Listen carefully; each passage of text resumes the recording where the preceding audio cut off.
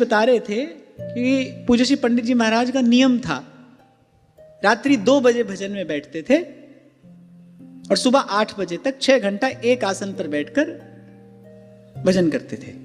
बीच में एक बार लघु शंका के लिए बाहर आते थे और एक सेवक वहां द्वार पर रहता था हस्त प्रक्षालन आदि कराने के लिए, और पुनः आकर भजन में बैठ जाया करते थे। एक बार क्या हुआ, प्राय करके 3 घंटे के बाद ही उठते थे।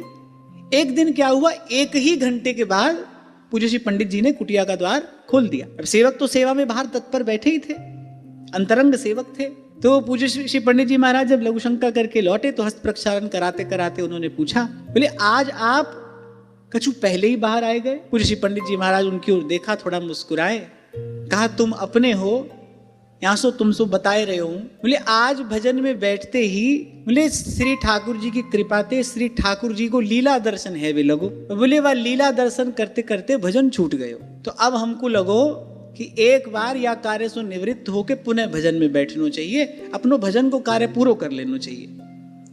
अब जो सेवक थे उन्होंने कहा है कि लीला दर्शन यही तो भजन का फल है और ये कोई भजन से अलग है, आप भजन ही तो कर रहे थे। उसके कहने का तात्पर्य था कि आप इसको भजन से अलग मानते हैं क्या? पूज्य श्री पंडित जी के नेत्र सजल हो गए, बोले है गई ना भूल, और उनसे कहने लगे जो लीला दर्शन भयो, बोले वो तो प्राणनाथ की कृपा है, बोले हमारो भजन हमारो कर्तव्य है। जो प्राणनाथ की कृपा है बोले वो तो उनको प्रसाद है, वाके लिए तो उनको धन्यवाद है, और धन्यवाद स्वरूप तो कछु अधिक भजन होना चाहिए। और ये तुम कैसी बात कर रहे हो? बोले वो जो 1 घंटा हमको लीला दर्शन हुआ, अरे वो तो प्राणनाथ की कृपा है, और जो हम गुरु आज्ञा से अपना नित्य का नियम करते हैं वो हमारा कर्तव्य है। आप देखो कितनी उच्च कोटि की ये निष्कामता है, जबकि उनके सेवक ने जो बात कही वो ठीक ही है।